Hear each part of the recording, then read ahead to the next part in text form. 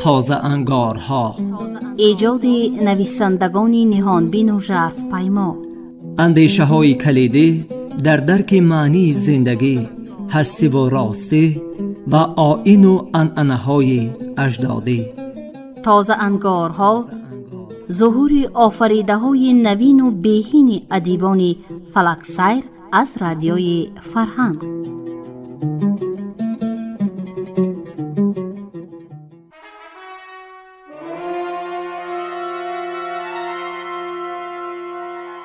شنوندگان گرامی، حالا گفتار ما را از روی سرای سنگ، رمان تاریخی اتامیر خوجه در قرائت مؤلف بشنوید.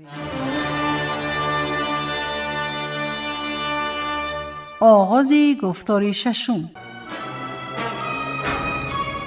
دورو گفت و گفت آنچه در دل داشت با آواز بلند به زبان آورد، سوزی درونش را پس کرد و آخر خاموش شد.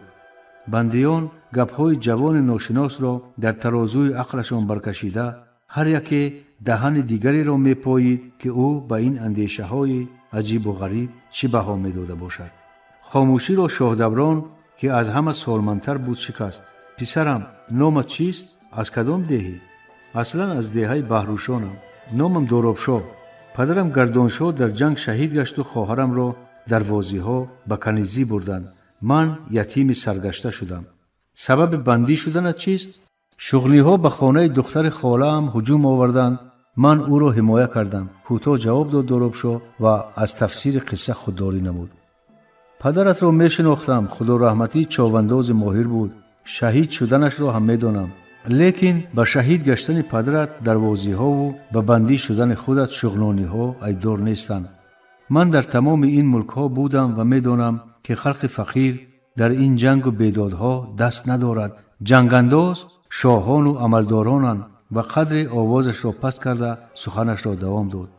حالا شما همتان خیال میکنید که شغنان با روشان جنگ دارد. نه، این فکر تماما غلط است. شاه شغنان محبت خان میخواهد حاکمیت روشان را از دست برادرش یوسف علی خان کشیده گیرد و سلام. جنگ بین این دو برادر می رود، نه بین خلق. این گپ برای حاضران چنان ناگهانی و عجیب بود که گویا شعله برق بام عاقل را شکافته دل هر بندی را روشن کرده باشد. لیکن گپ نادرست زدی. ملایم اعتراض کرد یک بندی 42 ساله که دائم در دست تسبیح داشت و زیر لب همه وقت ذکر میکرد. نه شغنی ها گناهکارند، نه محبت خان و یوسف علی خان. همه چیز در دست خداوند است و با رضایت اوست. تقدیرمان همین بوده است. ناشکری نکنید. این طرز محاکمرانی به نشستگان مگر بیشتر پسند آمد که ها بله گپ ملا درست گویان سخن او را تصدیق نمودند. شاهدوران دید که شنوندگان ملا مصورشاه را طرفگیری کردند. کمی رنجید و به حمایه خود برخاست. گپ مصورشاه البته درست است، اما خدای تعالی به بندگانش تنها نیکی و مهربانی روا می‌بیند. بدی و جهل و ظلم کار شیطان است. لذا بندگان نباید مطیع کردار شیطان رجیم گردند. پیر ما ناصر خسرو می‌فرماید که زنادان و زناجنس و زناکس به شب بگریز و منگر هیچ برپس. شما می‌دانید که از دست من بغیر از سرود خواندن و خوش کردن وقت مردم کار دیگری نمی براید. در 60 سال زندگیم به کسی بدی نکردم. شغنان، وخان، زیباک، اشکاشم، بدخشان و درواز را دهه به دهه گشتم. با همین غیژکم سور تمام طایفه مردم را آباد کردم. در یگان ملک از خلق بدی ندیدم. لیکن شاهها به من چی کردند؟ در سور شاه عبدالرحیم خان 3 روز خدمت کردم. میدانید پاداشم چی شد؟ زنم را از من جدا کرده به نکاح خود درآورد. اون وقت 21 سال داشتم. با زنم همگی 2 ماه خانه‌داری کرده بودم. چشم شاه ناانصاف در باغ به آن صاحب جمال افتید. ایمانش را شکست و مرا بی خانمان کرد. حالا هم جرمم این است که در بزم‌های یوسف علی خان سرود می‌خواندم. مگر برای خواندن سرود آدم را به زندان می‌اندازند؟ با این سخنان شاهدوران کسی چیزی نگفت. گپش حق بود. ولی زندان جای نبود که در حق شاه و حاکمان بدگویی کنند. دیوار موش داشت و موش گوش. شاهدوران از درون جلد غژکش را برآورد، گوشک‌هایش را تاب داده، تارهایش را جور کرد و این سرود خواند: ای کوگ خوشخرام به دنیا خوش آمدی، با ناز و عشوه تو به اینجا خوش آمدی. آواز او به غایت شیردار و گوارا بود. دارابشاه آنچنان مفتون زمزمه لطیف موسفید گشت که درد پا را هم از یاد برآورد. با ترنم هر مصرع در دلش به یاد بیجاده ماه زیبا آتشک موج میزد. حسرت، امید، مهربانی، دلسردی، صداقت لحظه لحظه در کنج و کنار ضمیرش جای عوض میکردند.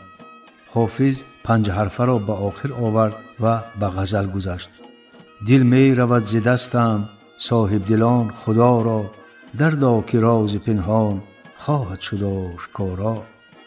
2-3 نفر به او هم آواز شدند. کسی تقاره چوبی گرفت و به هوای سرود دایره نواخت. 2 نفر به رقص برخاستند، دیگران چپک زده بزم را گرمتر ساختند. همه غم و اندوه محبس ظلمانی را فراموش کردند. وقتی شاه دوران سرود را با آهنگ یک بیته به آخر رساند، بندیان به تحسین او آواز بلند کردند: شه باش، بارک الله، زبان بلبل، گویا باش. هنگامی که همه ساکت شدند، پاسبان در را گشاد و فریاد کرد: شاه دوران، چیزی که فرمودی آوردند. موسفید از دست پاسبان توگونچه گرفته اظهار منتداری کرد و نشست و آن را گشاد. در آن بغیر از شلم کمال و توتپیس در خلطه گندم شورک نیز نهاده بودند. وی خوردنی را به همراهانش برابر تقسیم نموده توتپیس و شلم را به دارابشاه داد و گفت: توتپیس مال توست، با کسی تقسیم نکن. شلم را از پگاه سر کرده هر روز خودم به جراحتت میمالم. همین طور دارابشاه در این عاقل زندان همراه شاه دوران و بندی های دیگر 3 ماه عمر جوانش را ضایع ساخت. چندین بار نیت کرد که بگریزد، ولی شاه دوران صد راهش میگشت. اما اندیشه آزادی یگان دقیقه از سرش دور نمیشد. پیوسته به این سوالها پاسخ میجست: چرا روشانیان در برابر ظالمان عاجزند؟ برای چی مردم عادی اینقدر بدبخت است؟ بعضن از شدت خیالات و جواب نیافتن سرش به درد می آمد. تنها سرودهای زندگی دوستانه و عاشقانه شاه دوران سال خورده گاهی غم دلش را می زدودند و نصیحتهای او سمند سرکشی خلق و اطوارش را لجام می زدند. او این مرد ساده دل و مهربان را چون پدر سخت دوست داشت. بعضن حتی وقت احتراس باطنی وجودش را به غلیان می آورد، سر در بغلش می نهاد و آرام می گرفت. زندانیان حساب شب و روز را گم کرده بودند، زیرا باری هم اجازهشان نمی دادند که بیرون برایند و دقیقه هوای تازه نفس بکشند. اما روز مردی را به محبس آوردند و سرنوشت دارابشاه تغییر یافت.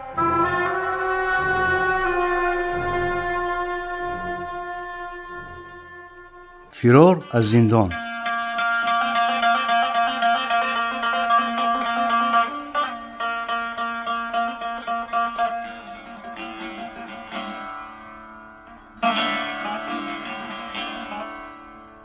این مرد خیر محمد نام داشت. پدرش از ومد بود، مادرش از ساخت چرو شغنان. اجداد به اجدادش شکارچی گذشته بودند. کمی باغ و زمین هم داشتند و روزگارشان بد نمی گذشت. پدرش باز محمد را چون انسان خداترس، تقوادار و سخاوتمند در تمام وادی می شناختند. 4 فصل سال ماه 2 مرتبه همراه پسرانش خیر محمد و شکر محمد به شکار نخچیر می برآمد. هم به آنها کسبش را یاد می داد، هم شکار کرده عائله‌اش را با گوشت خوش لذت طعمی می نمود. و نه فقط عائله‌اش را، وقتی بز را پوست می کند هر یک اندامش را به نام یک همسایه‌اش خیلی نظیف می برید و در زمان به دست بچه هایش می داد که به خانه فلانی برساند. پیش از شروع پوست کنی به زنش امر می داد که در تنور آتش افروزد. برابر کشیدن پوست شش و جگر و دل و گرده جانور را به دیگ می انداخت. تا به آخر رسیدن اندام جدا کنی کباب خوشبوی با لذت آماده می شد و اهل خانواده گرد دستارخوان جمع آمده آن را نوش جان می کردند. باز محمد مرد کتابخوان بود و به فرزندانش 2 پسر و 3 دختر شخصا خودش سواد می آموخت. گاه مادر بچه ها اعتراض میکرد که وقت دختران را با تعلیم خط و الفبا بیهوده نگیرد. از دو سر کار آنها خانه‌داری و بچه‌پایی خواهد بود، نه ملایی و آخوانی.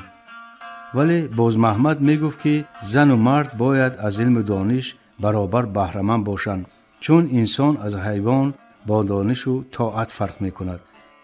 خود پیوسته نماز میخواند و زن و فرزندانش را هم نمازخوان کرده بود. شامگاهان زمستان و تیر ماه در گرد تنور و بهار و تابستان بالای صوفه می نشستند و پدر در خصوص دین و دیانت و آداب و اخلاق قصه و روایت ها می گفت یا کتابی می خواند و آن را گوش می کردند. مخصوصا وقتی درباره مولای زمان گپ می زد از دهانش عسل می ریخت. می گفت که مولا در روی زمین مرتبه خدایی دارد و شافع روز قیامت تمام مسلمانان است. او نگهدارنده زمین و آسمان و مشکل کشای بندگان خاکی است. تمام اسماعیلیان به نام او نماز می‌خوانند و فرمانهای مبارکش دستور زندگانی آنهایند. خیر محمد تحت تأثیر موعظه‌های پدر به مولای زمان سخت دلبسته گردید. به سرش هوای دیدار او افتاد. حتی گاه و ناگاه این شخص بزرگ به خوابش می درآمد. او خوابش را به کسی حتی به پدر مهربانش نقل نمی کرد. می ترسید که کوتاهی از او سر بزند و مولا او را از نعمت دیدار خود بی نصیب بگرداند. سالها گذشتند. پدر و مادرش پیر شدند. خواهرانش شوهر کردند. او و دادرش زن گرفتند و موافق رسم و رسوم پدرش به او خانه علاهیده ساخت و شکر محمد در خانه پدری ماند. پدر در روز خانه درایان به خیر محمد یک کمان نپ نو هدیه کرد. پسرم، این کمان را من به عوض اسب ترق از یک دوست قلعه خنبیم برای تو گرفته بودم. اگر خواهی از کسبت برکت یابی هفته از یک سر بیشتر شکار نکن. گوشت صیدت را اول با بیوه و بیچاره، بعد با برادر و حق و همسایه های نزدیکت قسمت نما. 100 نخچیر را که شکار کردی کمانت را شکسته گورش کن و به نام مولای زمان به مردم خدایی ده. فقط بعد از این با کمان نو به شکار برو. کتاب صیدنامه را به برادرت می دهم. اگر در کارت گره افتد آن را مطالعه بکن. همین طور خیر محمد دعای پدر را گرفت و شکارچی کسبی شد. به دنیا و شوبده های آن کاری نداشت. تمام فکر و ذکرش به تربیه فرزندان بند بود. در جنگ هایی که گاه گاه رخ می دادند نه دوست در آنها را کوفته بود و نه دشمن. آبرو و نفوذ پدرش نه فقط خانواده او بلکه تمام ساکنان دیه را از هجوم غارت مسئول می داشت. اما بلایی که به سر او آمد چنان که می گویند راست از تگ پا برخاست.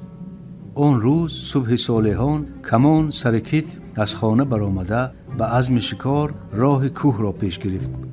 به دهنه دره نزدیک رسید که بناخواست از خمگشت راه 5 اسب سوار ناشناس پیدا شده راهش را گرفتند. 2 نفرشان کمانهای خود را به سویش راست کرده پرسیدند کیستی و با کمان به کجا روانه ای؟ من بنه همین دیهم، نامم خیر محمد، شکارچی ام و عزم شکار دارم. آنها به گپ او باور نکردند، کمانش را گرفتند و دستانش را به پشت بسته تا بیگاه روز به مرکز روشان آوردند. در راه فهمید که اینها نوکران شاه شغنان بودند که برای پاسبانی راه درواز موکل شدند. او را به نزد افسر قرغز مانند در آوردند که به شغنانی شکسته حرف میزد و خیر محمد از صلابت و گپزنیش فهمید که یکی از سرداران لشکر است. افسر پس از بازپرسی کوتاه امر داد که کمانش را گیرند و حبسش کنند. همین طور تقدیر خیر محمد و دارابشاه را در آغل بدبوی بندشای واماری به هم آورد. خیر محمد جوانمردی 30-32 ساله تنومند و قد بلند بود. از بس که سرش به شفت آغل می رسید خم شده حرکت می کرد و وقتی می نشست تاقیش را از گرد و چنگ و تار عنکبوت تازه می نمود. پیکر بزرگ و قوی او از سلامتی، دلپوری و مردانگی و پهلوانی اون چنان سرشار بود که در زمان به قلب اطرافیان تأثیرش می رسید.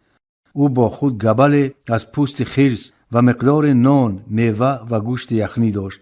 برابر نشستن گبل را به تگش انداخته جای نشستی گرم مهیا نمود. بعد دسترخوان گشوده همه را به ضیافت خواند و خوراکش را به آنها تقسیم کرد. دارابشاه از خیر محمد فهمید که فصل زمستان گذشته و لشکر شغنان همان قلعه وامر را فتح نکرده است.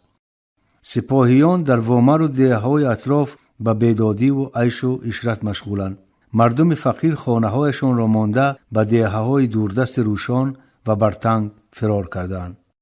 خیر محمد با بندیان زود اونس گرفت و از بس که سوادناک بود به آنها از کتاب‌های خوانده‌اش به خصوص شاهنامه، امیر حمزه و چهار درویش قصه و روایت‌های عجیب و غریب نقل می‌کرد. هفته گذشته بود که یک صبح خیر محمد به گوش دارابشاه گفت: داراب، شب خواب عجیبی دیدم.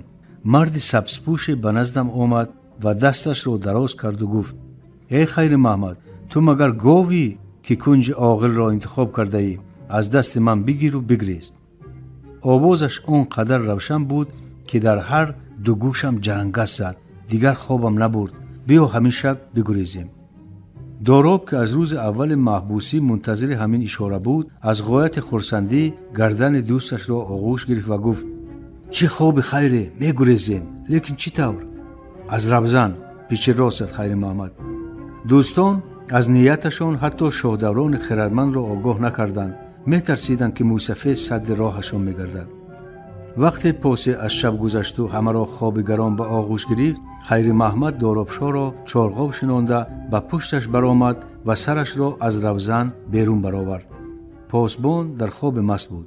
دارابشاه او را برداشت. وقتی نیم بدن خیر محمد از روزن بیرون شد، با دستانش به کناره‌های روزن تکیه کرده با یاری دارابشاه به بام برآمد.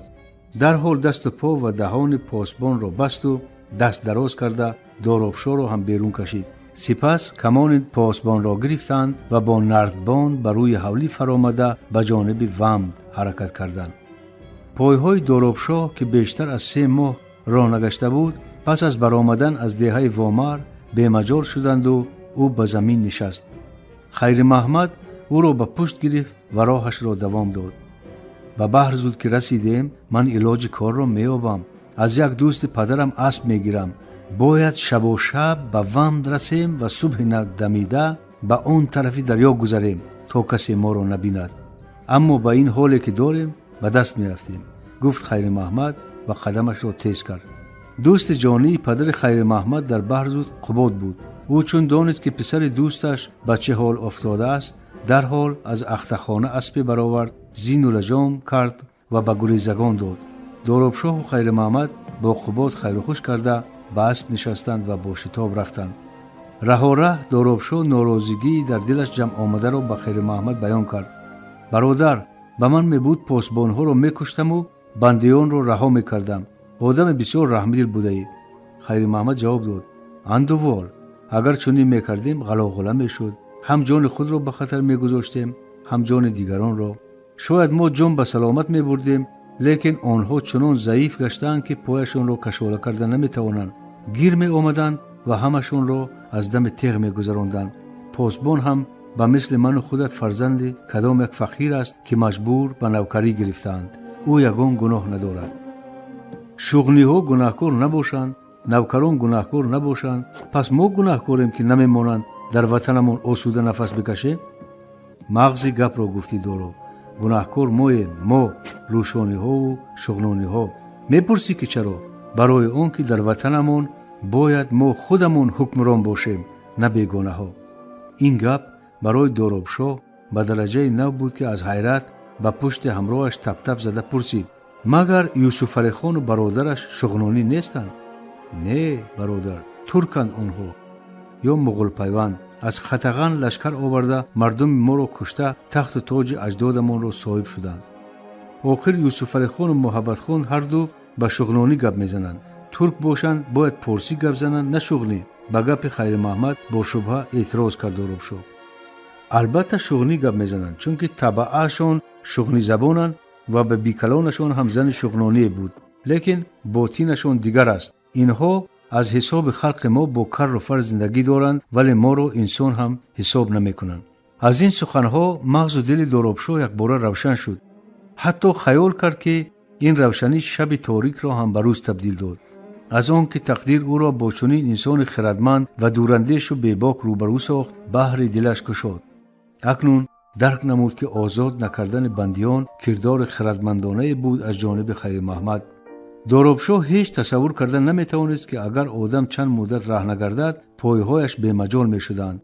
آخر یک چقریم نرفته از پای افتاد. اگر بندیان را آزاد میکردند شاید یگان نفرشان از وامر فراتر قدم گذاشته نمیتوانست. پس از ساعتی به ومد رسیدند. خیر محمد راست به خانه برادرش رفت. اسب را به درخت بسته به خانه در آمدند. اهل خانواده بیدار شدند و آنها را گرم استقبال نمودند. بچه هم خیریت زنده و سلامت بوده ای؟ اشک چشمش را پاکنان گفت باز محمد. خیال کردیم که در کوه جر شدی. چند روز باز اهل دیه تو را میکاود. خیر محمد قصه بندی شدنش را کوتاه شرح داد و افزود. پدر جان، دیگر فرصت نشستن نیست. باید تا روشن شدن روز به آن ساحل گذریم. از قبادشاه آشنایت اسب گرفتم. آن را کار کردن نامعلوم به او برگردانید. برای آن که خلق نفهمد تا آمدن نوکران از وامر جستجویتان را دوام دهید. موسفید امر داد که برایشان زود توشه سفر آماده کنند.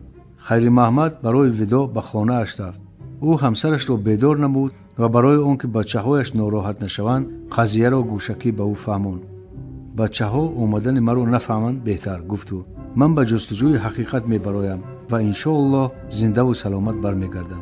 سپس فرزندان مست خوابش را بوسید و با همسری مضطرب و غمزده‌اش با جگر سوخته خیرباد گفته از خانه برآمد. آنها توشه و کمان را برداشته به لب دریا فرآمدند. دو سناچ را دم کرده به هم بستند. سپس لباسشان را کشیده بر پشت نهادند و خود را به آب افکندند. دارابشاه در شناوری تجربه نداشت، ولی خیر محمد گفسر خود و همراهش را ماهرانه اداره کرده امواج سرد دریا را بریده پس از 10-15 دقیقه به ساحل چپ پنج سرکش و پرتغیان گذشتند.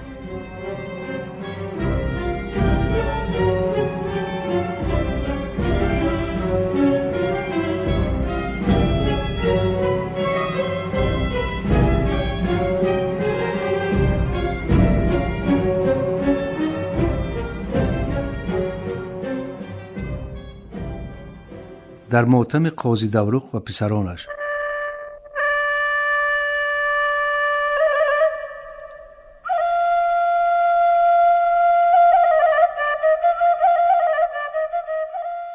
جهانگیر در صوفه ایوان نشسته با سینهارش صحبت داشت.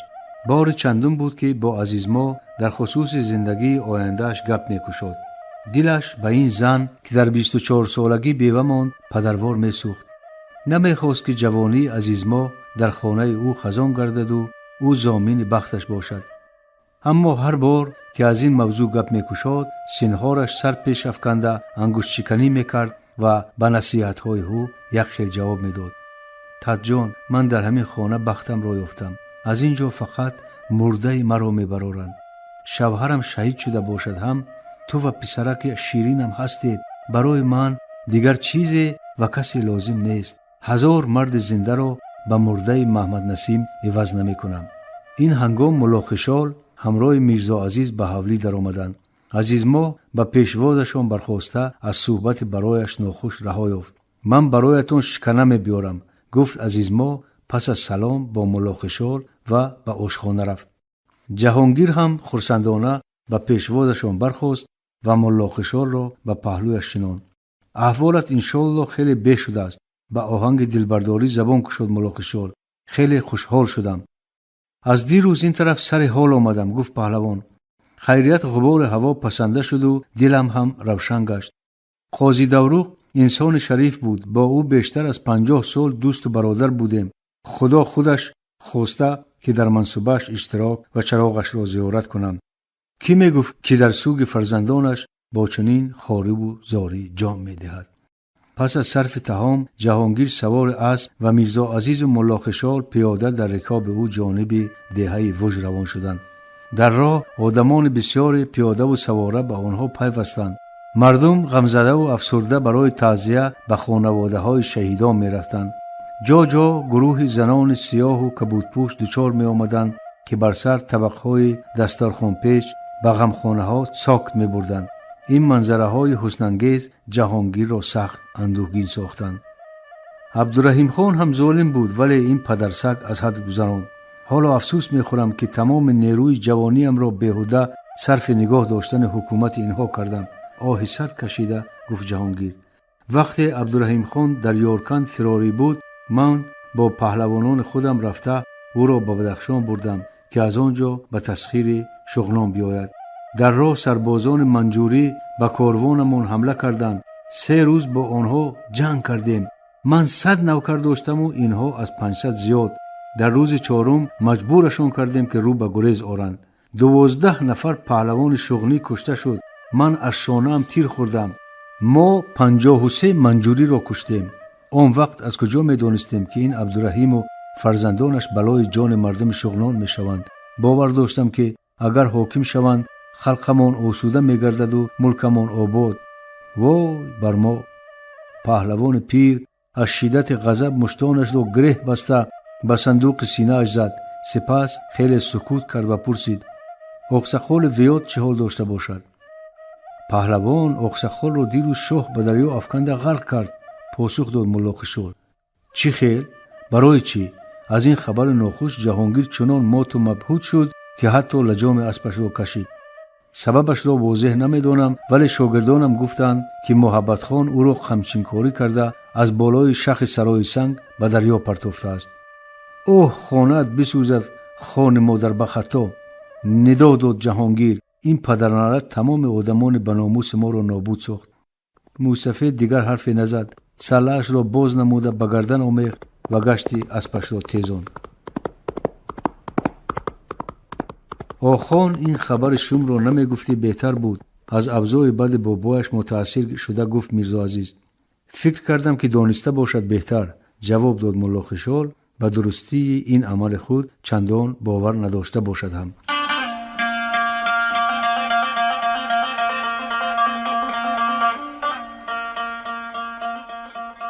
شنوندگان گرامی، شما گفتار را از روی سرای سنگ رمان تاریخی اتامیر خوجه در قرائت مؤلف شنیدید. انجام گفتار 6. برنامه را برایتان کارگردان زبیده محمد آماده و پخش کردند. شاد باشید.